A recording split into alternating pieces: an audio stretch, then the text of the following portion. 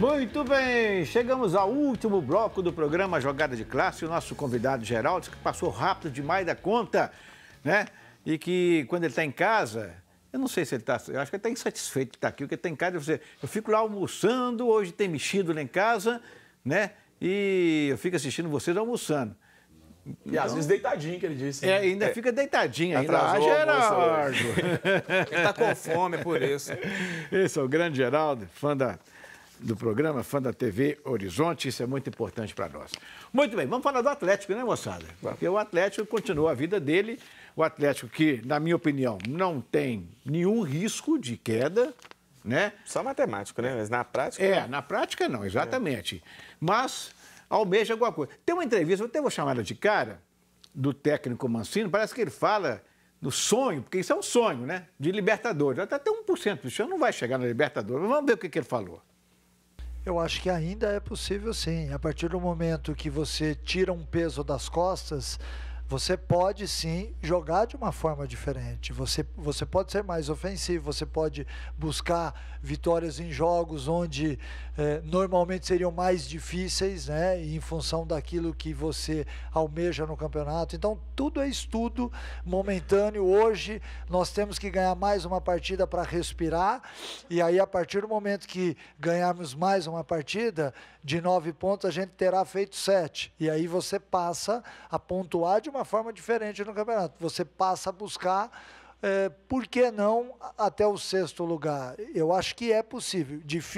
Difícil, mas é possível sim. E nós temos a obrigação de dar ao nosso torcedor, que hoje mais uma vez veio aqui, incentivou, gritou em menor número, mas foi muito ouvido no estádio, dar para eles de presente a luta, a guerra, a briga, que é a marca do Galo. Aí fica a pergunta, né? A bem da verdade, fica a seguinte pergunta. Valeu a pena trazer, até agora, pelo menos, né, mensagens curtas, nós temos muita coisa, valeu a pena trazer o Wagner Mancini? Eu acho que não valeu a pena trazer o Wagner Mancini. Mesmo que o Galo se salve, mesmo que o Galo surpreendentemente consiga fazer o que ele acha que é possível ainda, que eu acho que é impossível nesse momento, principalmente pelo futebol apresentado pela equipe. Mesmo que consiga fazer tudo isso, eu acho que não valeu a pena o Wagner Mancini. O Atlético precisaria de pensar mais adiante, pensar mais à frente. Se o nome é o Carille, que vá atrás do Carille, que já feche com o Carille e que já pense já em 2020, que tudo esteja já alinhado pensando em 2020. Não acho que valeu a pena, até pelo futebol que o Atlético joga. E também por essa entrevista que eu acho que foi bastante desonesta com o torcedor. E aí? É um resultado... Um exemplo do que foi a temporada da falta de planejamento do Atlético. Mas o Mancini foi o único que aceitou chegar nessa reta final de 13 jogos, outros queriam um contrato mais longo. Sinal que você planejou errado, 3º treinador na temporada, 3º com um contrato curto. Péssima esse final de temporada do Atlético, agora o Mancini não tem muito o que fazer, foi uma contratação ruim, mas que também, depois de mandar o Rodrigo Santana embora, não tinha muito o que fazer, não. Ô, Fábio, quanto tempo ele vai ficar aqui? Dá 3 meses, não? O contrato de 3 meses vai terminar em 31 de dezembro. Eu não sei quanto é que ele ganha. Vou dar um chute aqui. 300 por mês? Eu, sinceramente, não sei o valor exato. Eu acho que é algo um pouco inferior a isso, mas não muito inferior a isso. Mas, quer dizer, no finalzinho do ano aí, levar 500 pau, 600 pau, hein, na conta? Foi um contrato de 3 meses só. Eu acho que o Atlético não teve muitas opções, essa que é a verdade. Não sei se teria sido um erro dispensar o Rodrigo Santana, não sei se o time joga mais sem o Rodrigo Santana nesse momento. E nesse caminho, né, até aqui, o próprio Rodrigo já havia perdido muitos jogadores importantes e o Wagner Mancini continua perdendo. Né? Tem a expectativa do Jair, o retorno do volante Jair, que eu acho que seria fundamental para essa reta final de competição, mas já não tem o Otero, que eu acho que foi um dos melhores no Clássico, um dos que se salvaram no Clássico. Não tem o Ramon Martínez, que é um jogador de meio campo, que nessa seca de opções que tem o Atlético vai fazer falta. E não tem o Guga, que é um garoto, eu acho que é uma opção boa para a lateral, até acho que ele deveria ser o titular. Inclusive, muito se questiona se o Guga é ou não um bom jogador no aspecto defensivo, que avança demais e deixa o sistema defensivo muito exposto, mas enfim, eu ainda acho que é uma melhor opção do que o Patrick. Então é o momento de cumprir a obrigação. O Wagner veio para livrar o clube do rebaixamento, que era uma chance muito grande naquela chegada dele, era iminente a possibilidade do Atlético cair, e agora vai cumprir a missão dele e acho que vai colocar a grana no bolso e ano que vem é Fábio Carille ou outro qualquer nome aí que vai aparecer. E para o próximo jogo, aparecer. o atleta está contando com um pouco de sorte, porque a vitória é sempre muito bem-vinda, mas quem está com sorte mesmo é o Cruzeiro, né? Porque o Fluminense não pode ganhar do Atlético para o bem do Cruzeiro. E está com alguns desfalques lá interessantes. Tá sim, Holanda. Para esse final de semana é aquele momento típico que o torcedor do Cruzeiro vai torcer sim para o Atlético. Ele pode até falar que não, e claro, não, vou torcer contra o Fluminense. Na prática, precisa que o Atlético vença no Rio de Janeiro. É isso que precisa acontecer.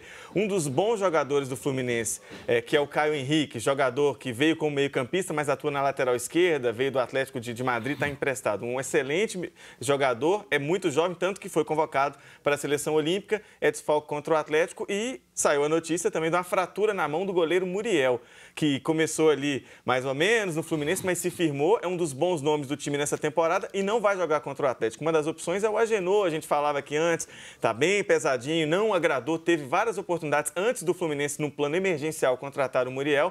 Então, estes desfalques podem favorecer o Atlético e, de tabela, o Cruzeiro nesse final de semana. E só um detalhe do Wagner Mancini, acho que se ele tem uma chance de, depois que sair em dezembro, deixar algum carinho no torcedor atleticano, é aproveitar esses últimos jogos, que o time já está, em termos práticos, livre dessa ameaça de rebaixamento e botar os meninos para jogar.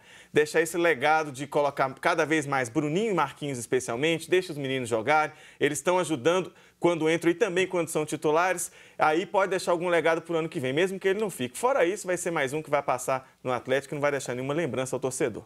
Agora, será que ele vai ter coragem de Marquinhos e Bruninho juntos? Acho difícil que ele tenha coragem de fazer isso. Gostei dos dois no clássico. Gostei também. Acho principalmente o Marquinhos. Eu acho o Marquinhos um jogador muito inteligente. Gostei muito do que ele fez no clássico. Gostei também do jogo anterior, os dois decidiram contra o Goiás. Mas eu não acho que ele entre com os dois na equipe, não. Ele tem sido muito cauteloso e comedido em relação a isso. Ele disse antes do jogo contra o Cruzeiro que era difícil colocar esses dois jogadores já de cara num clássico, num jogo que tem muita pressão, mas são dois jogadores que têm apresentado um bom futebol. E hoje talvez seja muito importante dar uma chance a esses atletas.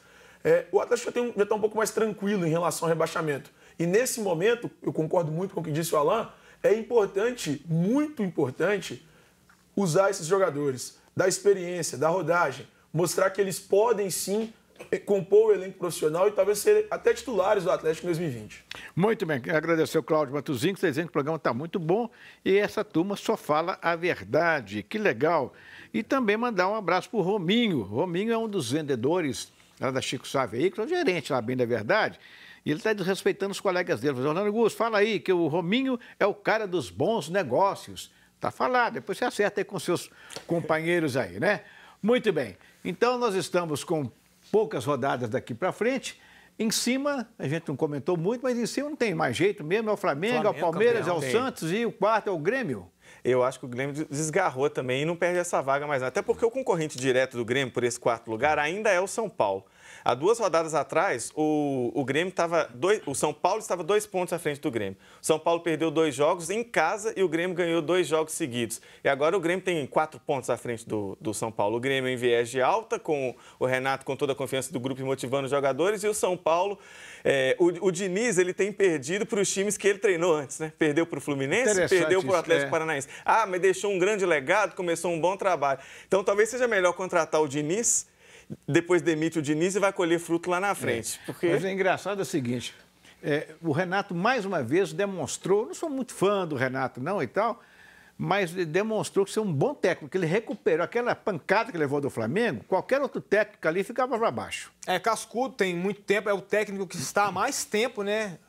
Comandando uma equipe do futebol brasileiro, é um sobrevivente aí nessa roda viva de técnicos pelo país e é um cara de muita personalidade. Eu acho que o que marca a carreira do Renato, ainda como jogador, inclusive, é personalidade, porque ele banca a bronca. Ele é polêmico, ele é contundente nas falas, mas ele banca. E, realmente, ele recuperou muito rapidamente o ânimo do time do Grêmio. Esse era um que, se tivesse o Atlético Cruzeiro, tinha coragem de pôr essa molecada dele, mudava no Colocaria sem nenhuma dúvida. Colocaria tranquilamente, bancaria. Eu só discordo uma coisa, viu, Orlando? Eu gosto do Renato.